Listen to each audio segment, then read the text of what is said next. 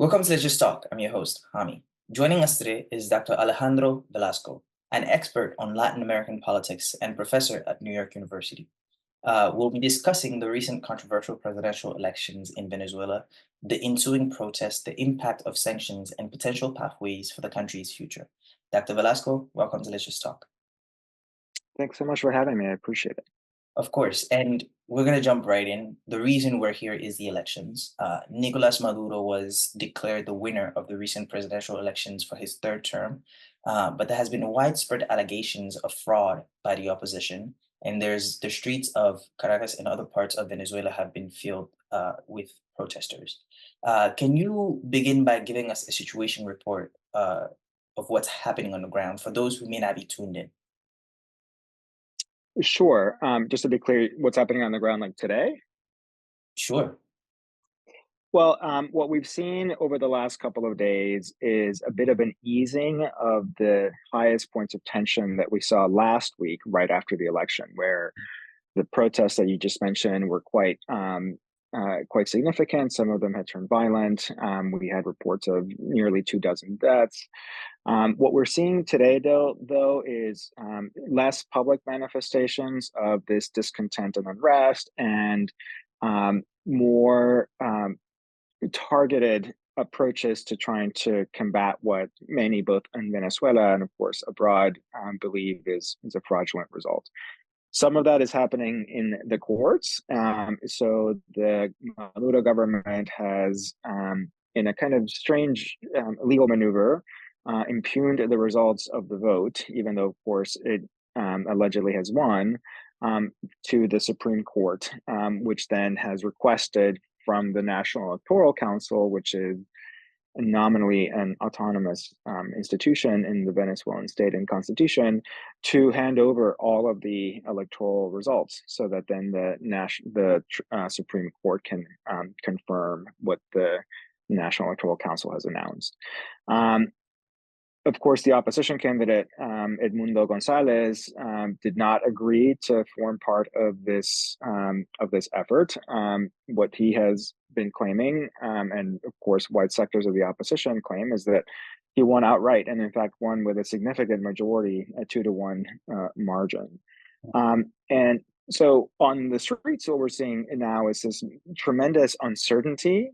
But as has happened over many years in Venezuela, it's not the first time that there's deep crisis. And of course, for people on the ground, life has to go on, right? And so for the first week after the protest, many shops were closed. People didn't go out to the streets who were not participating in protests because of fear of what may come. So people are retaking up their lives over the past week, but of course, with this tremendous uncertainty hanging over their heads. The other thing that I think is important to mention in terms of what's been going on over the last 24 to 48 hours is a significant campaign on the part of state security agencies to track down and to detain people who've been identified as part of the opposition or part of the opposition leadership, and then talk by government high officials to conduct or to outright arrest the leaders of the opposition on claims that they have committed crimes by publishing official electoral data, even though they are not the official electoral body. I should also finally say none of this would be happening if what is called for by law and what has happened in practice in previous highly tense, very fraught electoral processes in Venezuela had happened, which is that the National Electoral Council not only announces the results, but releases the evidence by way of the precinct by precinct returns. And that just has not happened. And we have heard the only word to use is suspiciously little from the body, the institution that should be guaranteeing the results of the election. Can you tell us a little bit more about the irregularities that you are reporting during this election? what kind of credible, if in fact the opposition claims have been showing as evidence, and then tell us a little bit more about the repression that you're describing, the repression of opposition. So on the first point, there's a couple of important kind of contextual factors to keep in mind. The reality is, and this is something that I think has, in a strange and ironic way, come back to bite the government. Mhm. Venezuela, over the period of the last 25 years, first when Hugo Chavez was president, and then since Nicolas Maduro, took office in 2013, has built what is, in fact, an extremely reliable electoral machinery, which is to say, electronic balloting is the standard. That balloting is confirmed uh, through fingerprints, so there's no duplicate voting.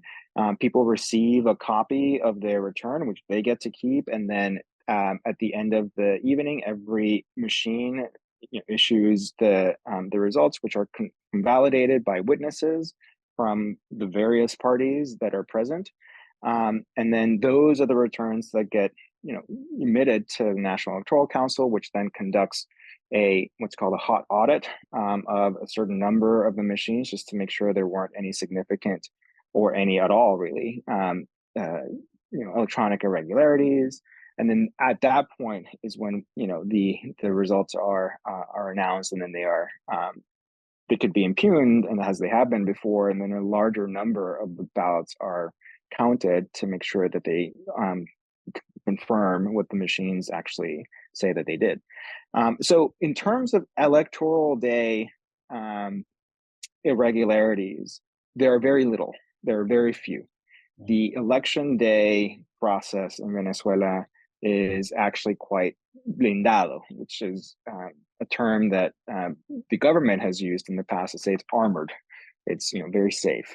The issue is in the lead up and in the outcome. That's always when we have to distinguish between an electoral day and an electoral process.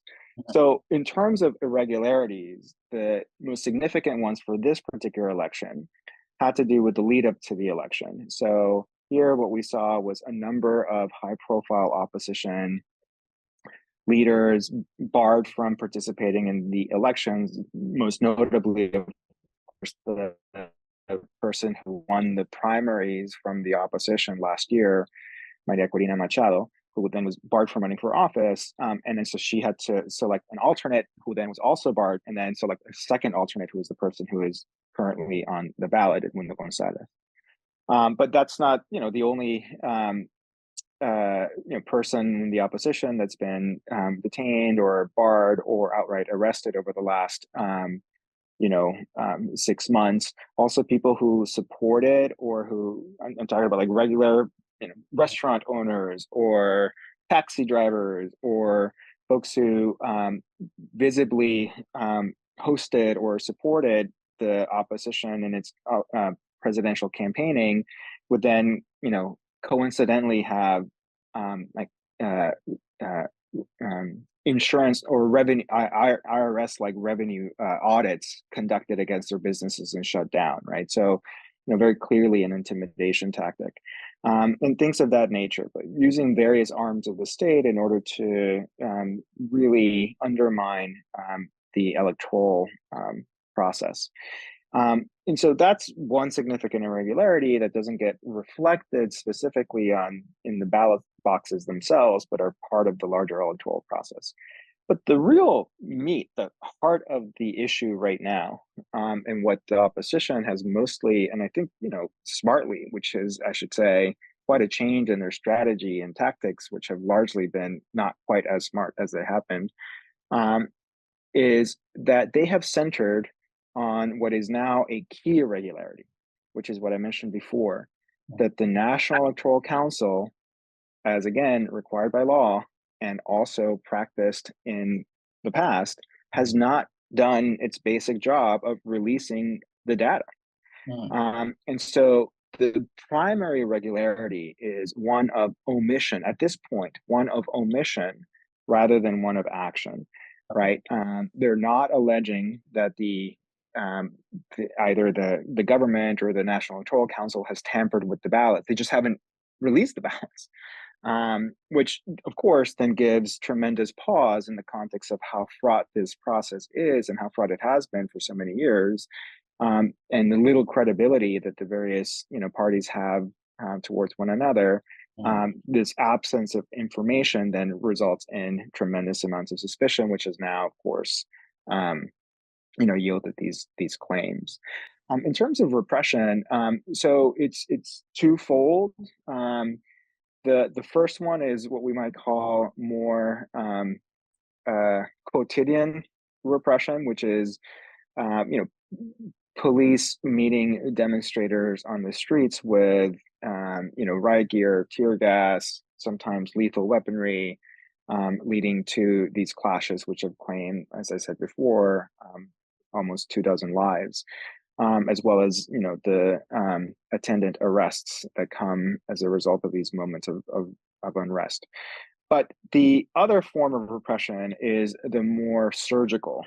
And this is what we're seeing on the part, especially of the state intelligence services, of the version of the Venezuelan Secret Service, which is going to the houses of identified opposition leaders or mid-range leaders, and then hauling them out and then sending them to detention, right? And so that we are seeing an increasing amount of, and a stated and open, uh, operations. The government has announced them. Sectors of the government leadership have announced them. So they're not masking, they're not secret. They're quite open. Thank you for that analysis. And so, as an outside viewer who is watching all of this, supporters of Maduro himself, and organizations like Venet Analysis have claimed, along with other outside observers during elections, that these elections were fair and that Maduro actually won these elections, the thing that they claim, and that they're attributing the unrest and the claims of fraud to US meddling and involvement, that this is an attempt by outside governments, like they've done in the past, to overthrow the current leftist government that is in charge of Venezuela. What do you make of this? And are there any uh, validity to these claims as well? Mhm. So the important thing to keep in mind is that multiple things can be true at once. Mhm. Absolutely, there can be US intervention, interfering, and meddling, and also Maduro lost the elections and they're trying to find a way to remain in power. Both things can and, in fact, are likely to true. Obviously, the US has made no secret of its long disdain, not only for the Maduro government, but prior to that, the Chavez administration. They have tried to oust both governments in both covert and overt ways. They have done so through direct and indirect pressure, whether it be targeted sanctions or sectoral sanctions. They've done so through, of course, most recently, the recognition of a fictitious government in exile between 2019 as late as 2023. Um, all of them in an effort to try to dislodge the Chavista government from power.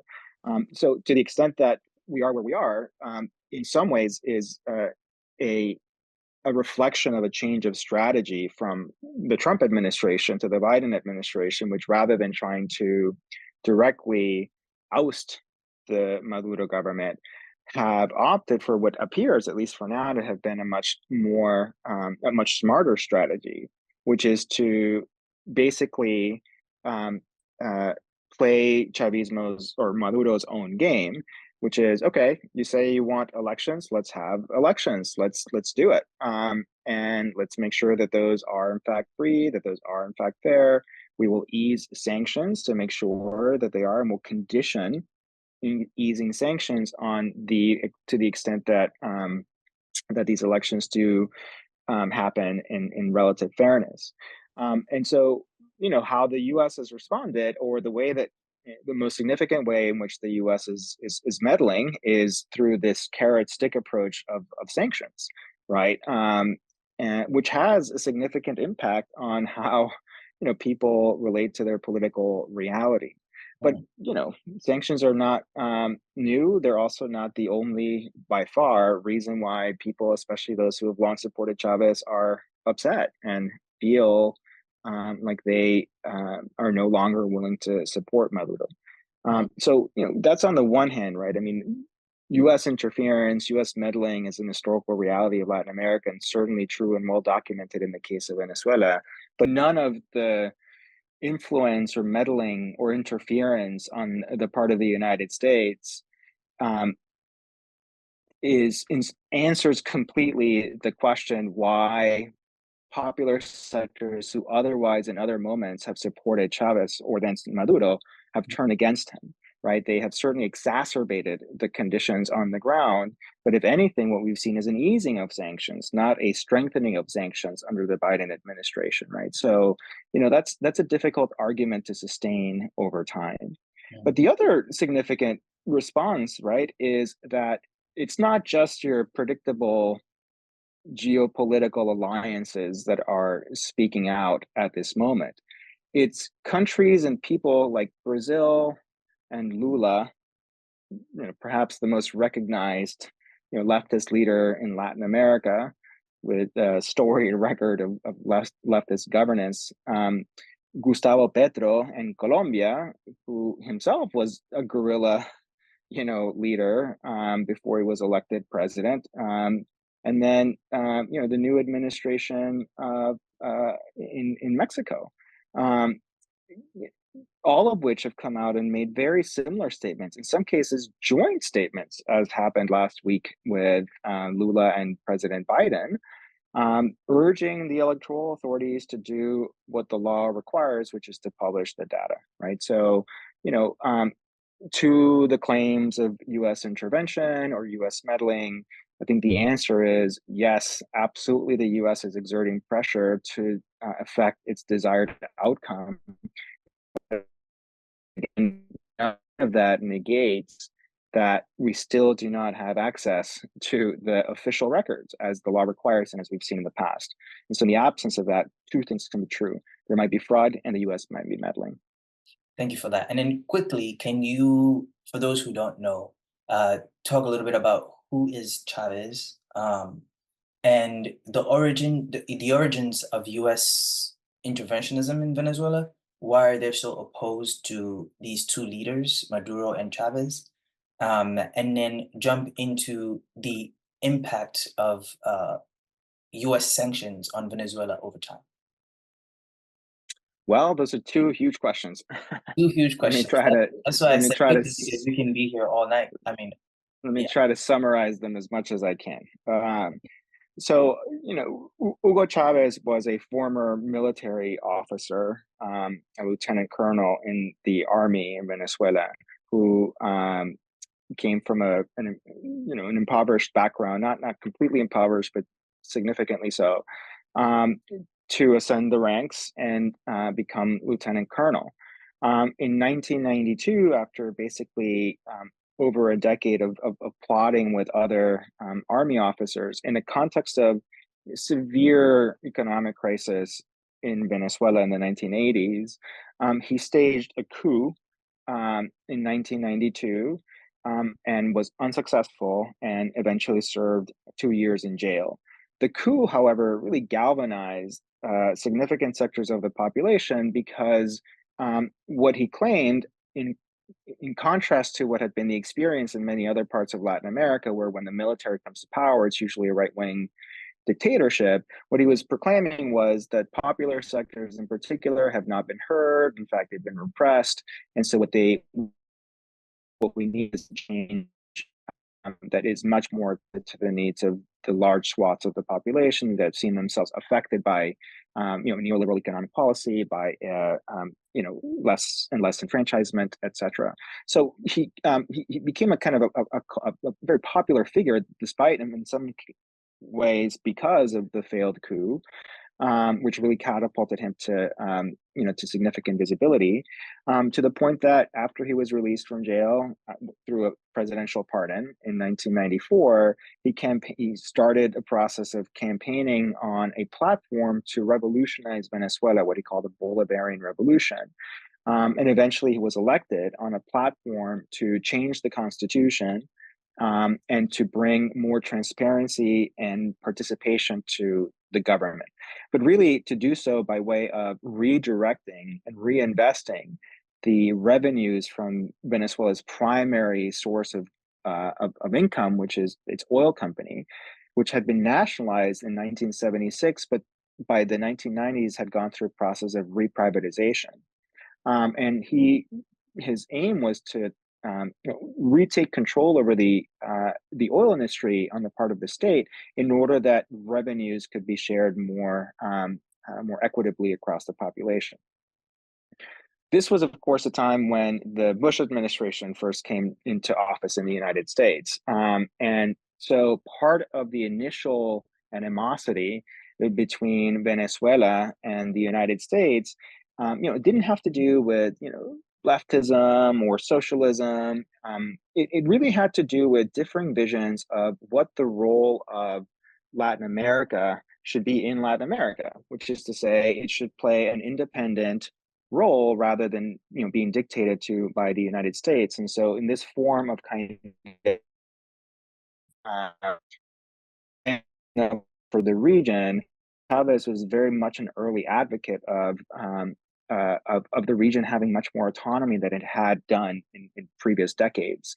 And so this caused the initial, or was the genesis of the initial tension between what was then the Bush administration and Chavez, to the point that other leaders, let me just pause to say, to the point that in 2002, there's a failed coup attempt against Chavez. That was very much supported by the United States. And the idea there, I think, on the part of the Bush administration, is that we could get rid of this guy very quickly and get back to the status quo. But surprise, surprise, Chavez turned out to be quite resilient, and 72 hours later was back in the presidency through this turn of events that really surprised and shocked everyone. But that then cemented an unanimous relationship between the Venezuelan government and the U.S. government, which just continued over time. And over time also became, under the Chavez presidency, far more high profile, because what ended up happening is Chavez began to lead not just a Venezuelan effort at reclaiming a sense of primacy of Latin America in the region, but other people, other countries in the region started electing like-minded presidents, and what eventually became known as the pink tide, or the left turn in the region, where almost every country in Latin America between 2002 and 2010 elected left-wing presidents. And this was unheard of in the region, using the ballot box to come to power, to bring governments that upheld visions of social justice, redistribution of wealth, greater state presence in the economy, less reliance on foreign direct investment, less reliance on privatization and corporate interests, right? But again, this sort of pitted U.S. interests in the region against now a much more unified Latin America. But that began to crumble, in part because so much of what the left-turn governments were able to do while in power, in terms of increasing standards of living, in terms of generating social programs and broader welfare opportunities, were reliant on high commodity prices, which many countries in Latin America rely on excessively. So oil in the case of Venezuela, but gas in the case of Bolivia, soy in the case of Argentina, and on and on and on. And as commodity prices dropped, then revenues stopped trickling in the way that they had, and also in the way that could sustain the big programs that had been created under these left-wing governments. So you began to see this erosion of the ability of leftist governments, and certainly in Venezuela was a tremendous example of this, to be able to meet the very promises that it had begun to make. That's also, of course, the moment when Chavez died. So to some extent, Chavez benefited. Of course, it sounds morbid, so I don't mean it that way, but Chavez benefited from having really exited stage at a time when Venezuela's fortunes were at their highest. And it was Maduro who lacked Chavez's charisma, who lacked Chavez's standing with the population, and really who lacked Chavez's political acumen.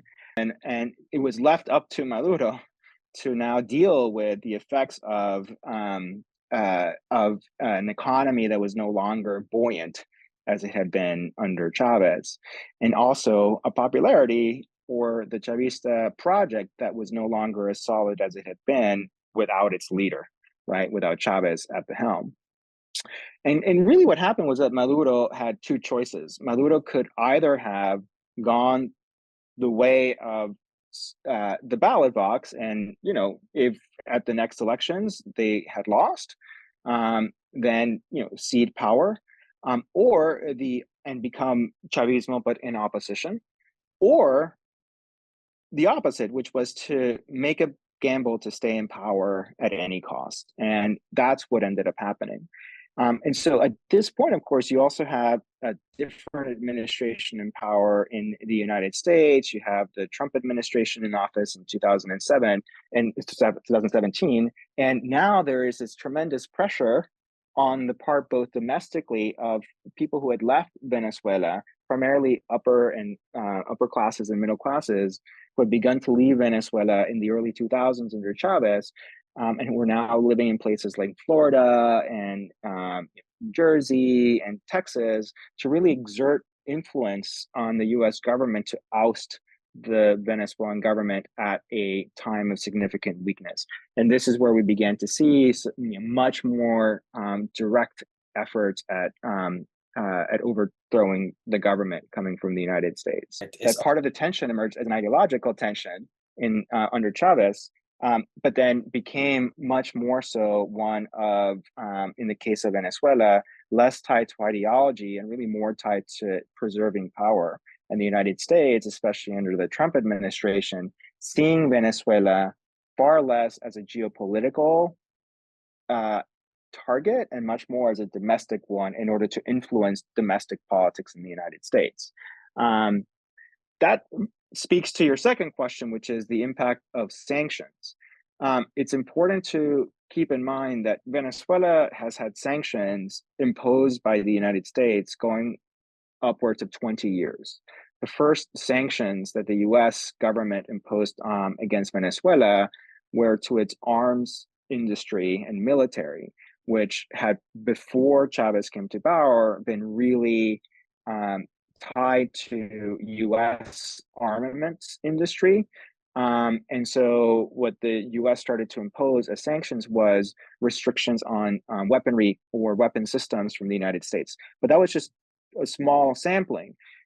Chavez eventually turned the entire military apparatus to primarily Russia and Belarus and non-U.S. aligned countries.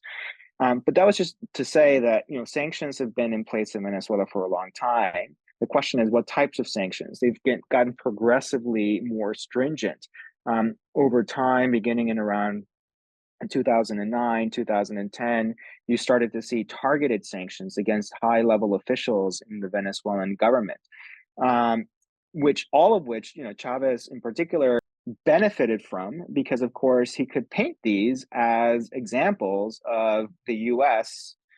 Trying to influence Latin American politics. And so as a result, this actually benefited Chavez's popularity. But the outcome that the U.S. desired with these sanctions, which was either a change of government or a change in behavior, didn't come. And so the sanctions grew worse and worse. The highest level of sanctions were under, as I mentioned before, the Trump administration, who imposed what it called a maximum pressure campaign against Venezuela. And really, the way to try to oust a government that relies on oil money is to attack its oil industry. And so, what these sanctions did under the Trump administration was to target the ability of the Venezuelan government to sell oil. And these are what's known as sectoral sanctions. They targeted the industry, they targeted the oil sector. And of course, the problem with these sectoral sanctions is that they have a spillover collateral effect. They don't specifically target the people who are in power. They target those that those people are in power over, right? And so that's why many human rights agencies and others have identified sectoral sanctions as violatory of human rights, and such is the case in Venezuela. But this too did not have the desired effect, and so what we saw under the Biden administration, as I said before, was an easing of the sanctions as a carrot to try to get to freer elections, such that we saw in the case of a couple of weeks ago. Um, the question now, of course, is what's going to happen? Is the US going to reimpose very severe sanctions? If the Trump administration comes back to power in the United States, will we see, a hardening of the relations? It's up in the air. And lastly, to wrap us up, can you elaborate for our audience the grievances of the people in the streets in Venezuela and the kind of future that you see for Venezuela or hope to see for Venezuela? Well, thank you for those questions because um, you know, I'm from Venezuela originally. I've been in the United States, many years now, but not only is Venezuela a country of professional expertise, it's also where my family is and many friends are. And so for me, it's both a professional, academic, but also it's a personal kind of project, Venezuela. Part of why that matters, and I say that not to proclaim any kind of authenticity, but rather just to lay out where I come from to this question, is I have long seen, which is to say, since 25 years ago, when I first became an academic studying Venezuela, that the biggest problem that we face in Venezuela is an inability to see complexity.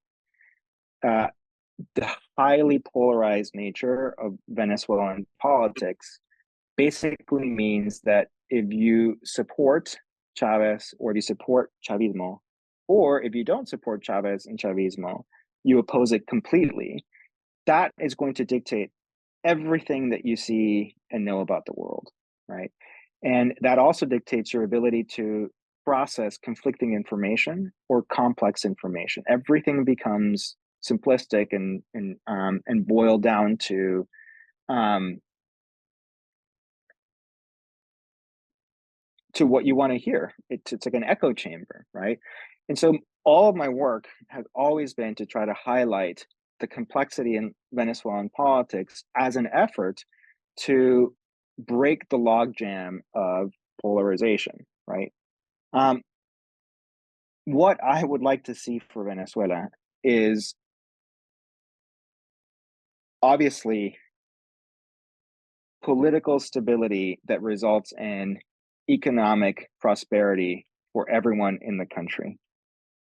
But none of that can happen until there is a recognition on the part of stalwart opposition supporters and stalwart Chavista supporters that neither of them own the truth.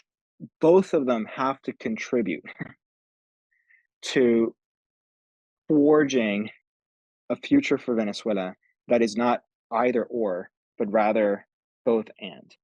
Obviously, that is easier said than done, but I do believe that that's where complex readings and of complex problems are what's most necessary in Venezuela today. But that also speaks to your question about what are the grievances? The grievances are manifold, And the grievances of people who have identified with Chavismo at one point, but who clearly now have not voted for Maduro, are partly about disappointment with what has become of the promise of Chavismo. The idea of what Chavismo represented, which was a more participatory politics, a politics and government that would be responsive to the needs of especially popular sectors who've long been marginalized in Venezuela, uh, and who holds that as the standard bearer for a future prosperity. That is, I think, what the primary promise, but also the deep disappointment of many who no longer support Chavismo, even as they might have at one point. So the primary grievance is really one of it's manifested in material ways, right? It's manifested in lack of access to goods, lack of access to resources, lack of access to basic services, electricity, water, employment, etc. But broadly speaking, again, from these sectors, the primary grievance is the death of a promise that did not materialize sustainably, that was there for a moment of time and no longer exists. And all that exists of it now is a government that has its name, but none of its content. So, what I hope for Venezuela in the next days and weeks is for a kind of negotiated transition where the government acknowledges that it lost the election and the opposition comes to power peacefully, but that opposition acknowledges and realizes that it won not because it put forward a positive plan for something different, but rather because people lost confidence and support in the current government. And so it needs to be responsive to those dreams and aspirations that have perished rather than assuming that everyone supports it unconditionally. Thank you so much for joining me on Let's Just Talk, and we look forward to having these conversations. Thanks so much.